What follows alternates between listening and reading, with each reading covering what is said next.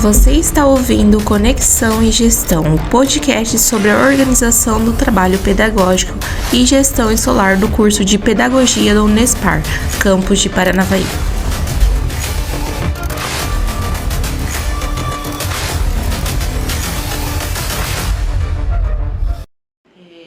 Considerando o que você falou, sobre a diversidade, é muito interessante ver que a gente consegue integrar, as experiências de vida das trajetórias, dos alunos do EJA e os vários pontos singelos que nós, como professores, conseguimos valorizar, esses saberes, como você falou, do senso comum até deles, e integrá-los na prática pedagógica. E, de acordo com isso, em Paraíso do Norte, o esforço de permanência é apoiado também por políticas públicas locais, como a Lei Municipal número 172 de 2015, que concede bolsas como incentivo financeiro aos estudantes da EJA. Dentro do projeto Paraíso Cidade que Educa, essa política reconhece que estudar na vida adulta exige um esforço extra, um esforço maior. Sim. Por causa das condições, trabalho, a vida social e tudo. E que o apoio material é essencial para garantir o direito à educação e combater a evasão, Qual é o impacto das políticas públicas locais, como a Lei 172 de 2015, na vida dos alunos e no trabalho docente? Muito bem, esse assunto é muito interessante. Eu fico muito feliz de poder estar divulgando ele aqui, porque esses dias eu conversava até com alguém da Secretaria de Educação do meu município e ela também concordou que falta divulgação, sabe? Talvez nós tivéssemos que investir em divulgar mais essa iniciativa, porque é uma iniciativa muito bonita do município. E isso acontece desde 2015, que foi implantado, o projeto Paraíso Cidade que Educa. E nesse projeto, ele disponibiliza uma bolsa de R$130 para cada aluno. E assim, é um valor simbólico, mas eles se sentem valorizados e estimulados, Eles falam para mim assim, professora, eu coloco o crédito no meu celular, coloco o crédito da minha mulher, faço isso, faço aquilo. Facilita a vida deles também. Facilita! Também a internet, hoje em dia... Dados móveis. Hoje em dia... Exatamente. Tudo está na nossa palma da nossa mão, A tecnologia nos auxilia muito. Exatamente. Então, eles prevêem esse incentivo, financeiro, e além desse incentivo, o transporte urbano gratuito, Você sabe que, o caminho da escola, que é o sistema de transporte, da União, do Estado, enfim, não comporta, não entra nessa questão urbana. E nós, desde 2015, já vimos com essa proposta de estar facilitando, porque por ser à noite, tá se locomovendo indo embora sozinho. Então, assim, para não ter desculpa, que é para vir para a escola mesmo, Então, essa iniciativa do município é muito bacana e prova como as políticas públicas impactam na vida ali, nos números, porque, veja bem, isso demonstra uma preocupação que o município tem, porque, veja bem, é uma etapa que não é obrigatória. Não é obrigatória, os alunos não são obrigados a frequentar, Vai quem quer. Então, assim, isso demonstra a preocupação e o valor, a importância do valor social da educação, demonstra que o município se preocupa, É um município muito comprometido com a educação das crianças, com a assistência, com a merenda de boa qualidade, com a formação dos professores. Eu acho assim que tudo que está ao alcance de ser feito vem sendo feito, E essa bolsa é uma prova disso, tanto é que ela é assim, se eu não me engano, não conheço outros projetos aqui na região parecido. Conversando com um amigo esses dias, ele disse que na época, quando os municípios procuravam um núcleo para saber estratégias, como fazer para alavancar a questão das matrículas da EJA, eles orientavam que procurasse a nossa Secretaria de Educação para estar vendo como que funciona, porque tem todo um trâmite legal por trás e esse dinheiro ele é utilizado do recurso próprio do município. Então, assim, o município precisa estar organizado financeiramente, prever essa dotação própria para poder estar fazendo esse financiamento, dessa política que incentiva os alunos a estudarem. É porque quando a gente já fala em EJA, a gente já sabe que são alunos que por algum momento né, encerraram e retornaram. E eu acredito que esse tipo de incentivo faz com que, por exemplo, o fracasso escolar tenha menos chance de acontecer, porque a gente sabe que é um tema relevante. E a partir do momento que você dá esse incentivo, você dá uma moral, porque já são pessoas que sentem uma vergonha, por exemplo, tô voltando a estudar, realmente, às vezes até idosos que não tiveram essa oportunidade, então realmente esse tipo de incentivo faz com que tenha essa valorização. E como eu já disse, como o EJA, ele é esse espaço onde os estudantes acabam por retornar seus sonhos interrompidos, como a senhora enxerga a importância da afetividade e do vínculo nesse processo de ensino e aprendizagem? Eu sou totalmente, né? Eu falo assim que antes mesmo de eu conhecer Henri Vallon, que pregou, desenvolveu a teoria da afetividade como um componente essencial do desenvolvimento, né, cognitivo, humano, eu já de forma instintiva já trabalhava. Eu trabalho já há 18 anos, né, na educação, e eu consegui perceber isso. Antes mesmo de ler a teoria que embasa, porque isso é provado teoricamente, né, a partir da neurociência, que o aluno ele aprende melhor quando ele cria laços afetivos com seus professores, né? Porque, segundo Vallon, a afetividade, ela cria um elo entre o orgânico e o social. Junta esses dois elementos e forma, assim, um elemento super potente para o estímulo à aprendizagem. Ele aprende para alguém, ele aprende por alguém, né? Ele tem uma motivação a mais. Porque, gente, não é fácil esse aluno tá saindo da casa dele. Eu tenho alunos que trabalham na madrugada, sabe? E assim, trabalham às vezes 2 de madrugada e durante o dia também. Eles são muito trabalhadores. Assim, eu olho eles e eu falo, olha, eles merecem, porque eles se empenham muito por estar ali, né? E alguns falam assim, a gente cria um relacionamento tão gostoso, assim, um relacionamento de respeito e de... se torna uma família, porque a gente fica o ano inteiro junto, é uma professora, né? E aí eu fico sabendo da vida de todo mundo, eles ficam sabendo da minha, e a gente tem laços fortes. Eu tenho um aluno que falou pra mim uma vez que eu fiquei assim, falei, meu Deus, ele falou, professora, eu gosto tanto de vir pra escola, se tivesse aula sábado, domingo, eu viria. Ai. Porque eles são, assim, tem idosos, né? Eles têm uma vida social muito limitada. Muitos, assim, quem trabalha ainda é trabalho, casa. Então, assim, é uma forma dele estar se inteirando socialmente ali, sabe? Além do conhecimento, além do letramento que ele está recebendo, ele está socializando, ele está tendo uma interação em sociedade. E é tão prazeroso pra gente, Ai, professor, demais. ver essa transformação deles, né? Como eu posso dizer? Como a educação transforma, né, vidas, literalmente. Exatamente. E até tão difícil as condições de trabalho do professor hoje, né? A gente sabe que são muitos desafios e quando a gente não usa dessa prerrogativa da afetividade, eu acho que tudo fica mais difícil. Né? Eu tenho alunos aqui presentes, né, que pode dizer até hoje, encontrei a Bárbara aqui, falei, olha só, é uma alegria enorme encontrar os meus alunos, porque assim, eu tenho uma imagem muito positiva deles e quando eu sou recebida, eles também me abraçam, professora, então assim, eu acho que nós, enquanto professores, a gente tem que marcar vidas, né? Nós somos uma vitrine, nós somos uma referência para essas pessoas, então assim, eu ofereço o meu melhor.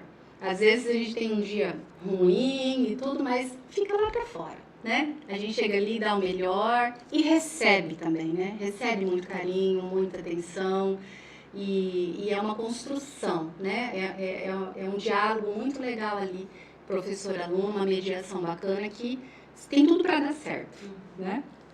Com certeza, e eu acredito que quando a gente dá essa oportunidade, a gente recebe o bem de volta. Porque, assim, a gente sabe que pra criança, geralmente tende a ser mais fácil a gente conseguir construir essa relação. Isso. Porque eles veem a gente como, nossa, geralmente figura de poder. Então, eles têm essa relação mais assim. Mas quando a gente pensa no caso do EJA, que são pessoas que geralmente são mais velhas e que, querendo ou não, tiveram alguma questão pra poder retornar pra escola, já tem, às vezes, um pouco mais complicado de você construir uma ligação. Então, acho que esse processo realmente da afetividade é muito importante para ter esse retorno deles também.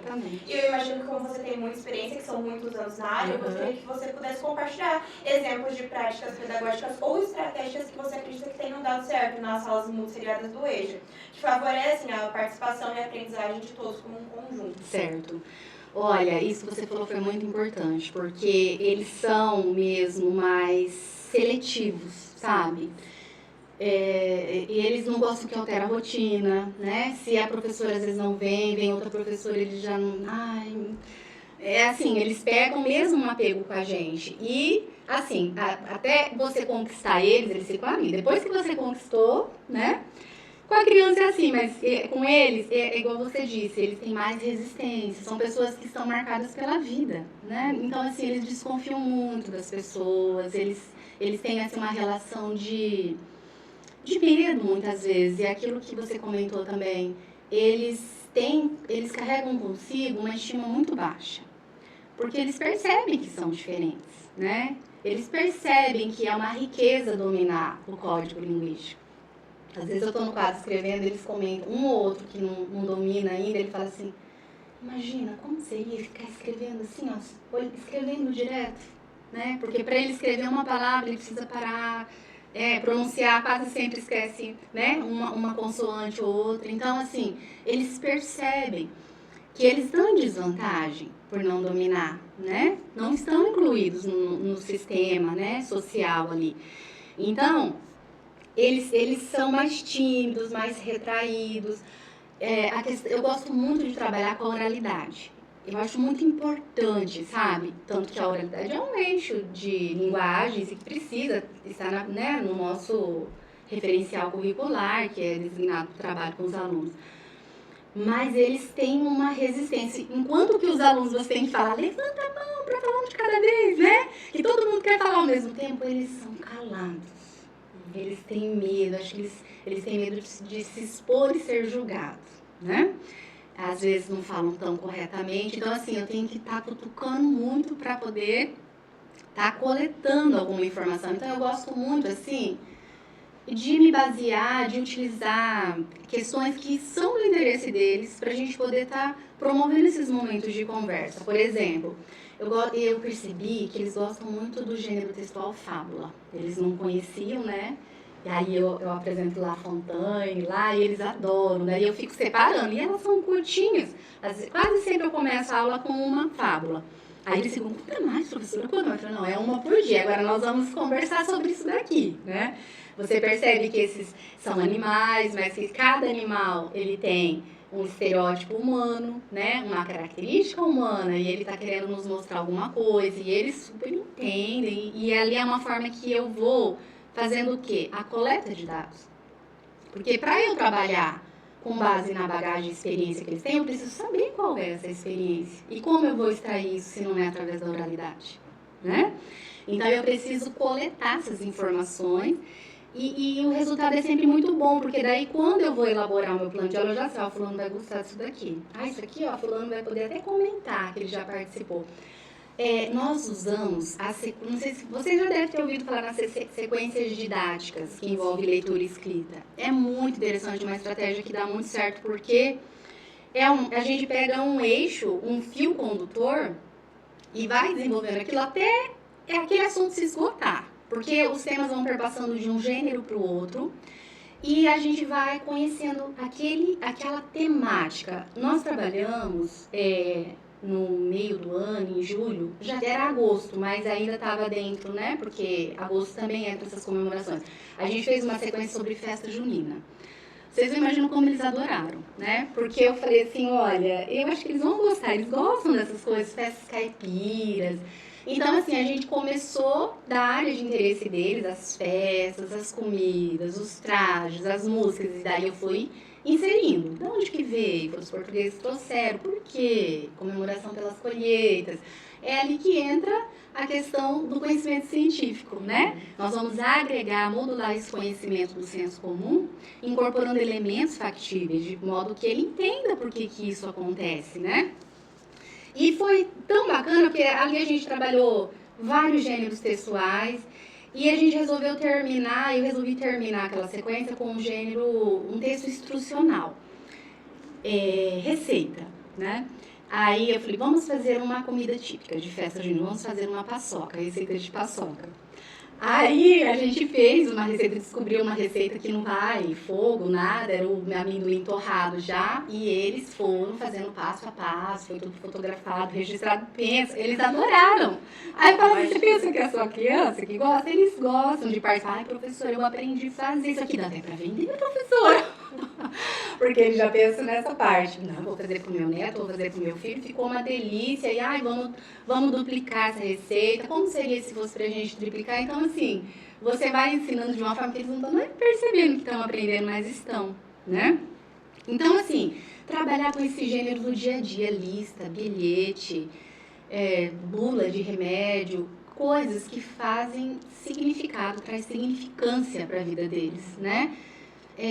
Claro que eu vou apresentar também um texto de curiosidade científica, mas esse tipo de texto não faz parte do dia a dia do meu aluno, né? Claro que eu devo apresentar, mas eu vou explorar aquele que tem mais significância para a vida dele.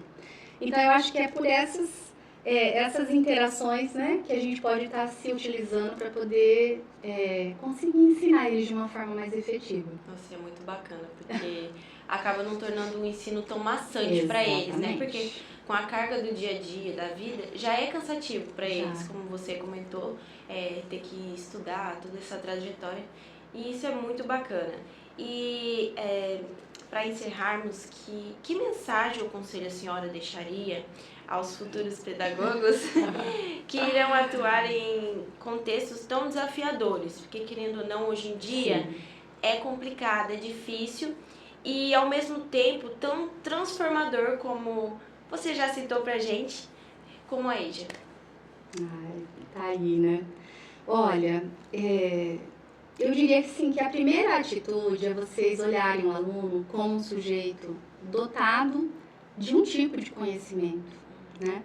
E de muitas experiências de vida, né? Ele é um sujeito ali, tem dores, alegrias, muitas coisas que às vezes até impede ele de aprender, né? Que ele já ouviu que ele não aprende, ele já vem com, como eu disse, com uma estima mais baixa, você precisa ressignificar isso para ele. Mostrar que é possível, comemorar cada avanço, né? É um detalhe, assim, uma vez aconteceu uma experiência comigo, eu acho que isso vale mais do que qualquer discurso que eu poderia estar fazendo. Nesse ano mesmo aconteceu uma experiência assim, que foi bastante gratificante, simples, pequena, mas para mostrar que nós temos que observar nos detalhes os avanços. Cada passo é um passo. Eu tenho um aluno que... eu levei as garrafas de café para a sala, porque estavam cheias, garrafa de café e chá da sala dos professores. Peguei a garrafa, estava pesada, eu falei, vou levar para eles, né? Porque vai desperdiçar, a gente é o último turno mesmo da escola. E elas são identificadas, né? Café, chá, e levei na sala.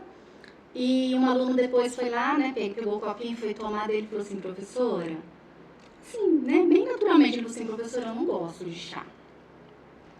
E quando eu ia, assim, nos lugares, laboratórios, sempre tem, né? Eu tinha vergonha de perguntar para as pessoas qual que era a garrafa, né? E às vezes eu pegava chá e eu jogava fora e ficava com vergonha de voltar lá e pegar de novo, eu ficava sem tomar. Agora, eu sei, aqui, café, chá. Então, assim, é uma coisa tão pequena, mas para ele, olha que coisa mais linda, né? Ele se sentiu importante e ele conseguiu ter uma autonomia que ele não tinha antes. Ele consegue saber onde que está o conteúdo que ele gosta de tomar, né? Então, assim, é pequeno, depende do ângulo que a gente olhar, né? Então, assim, eu acho que a docência na EJA, acima de tudo, uma prática de esperança, de saber que a gente pode mudar vidas, de que nada está acabado, tudo está em movimento. As pessoas, elas sempre podem melhorar, né? Enquanto a vida, o jargão é verdadeiro, enquanto a vida é esperança, né? E é importante a gente perceber como nós temos um papel de destaque nesse processo de estar reescrevendo a história de alguém, né? Meninas, eu acho que é isso, né? A gente entender que aquele sujeito que está entrando ali na porta da escola não é mais um sujeito, é uma pessoa cheia de possibilidades e que a gente pode atuar de uma forma muito positiva na vida dela. Isso é emocionante, você fala. Muito obrigada. Ai. E com isso chegamos ao fim, né, de mais um episódio de Conexão de Gestão. Esperamos que essa conversa maravilhosa com a professora Maria Jaqueline tenha inspirado a você a refletir sobre a organização do trabalho pedagógico na EJA. Se você gostou deste episódio, compartilhe com seus colegas, professores e amigos. Assim, mais pessoas podem se beneficiar dessas reflexões importantíssimas que acontecem no nosso dia a dia e que às vezes muitas pessoas não têm noção do que está acontecendo por trás da educação. Não se esqueçam de compartilhar os próximos episódios do nosso podcast e continuar essa jornada conosco. Maria Jaqueline, muito obrigada mesmo pela sua participação e por compartilhar tanta experiência e dicas valiosas com a gente. Tenho certeza que essa conversa vai inspirar muitos estudantes como a gente e muitos professores. Para você que nos ouviu até aqui, é muita emoção, nossa, é muito lindo, foi maravilhoso. Obrigada pela companhia, continue acompanhando nossos episódios e até a próxima. Muito obrigada pela escuta e até a próxima. Obrigada, nossa, foi muito bom.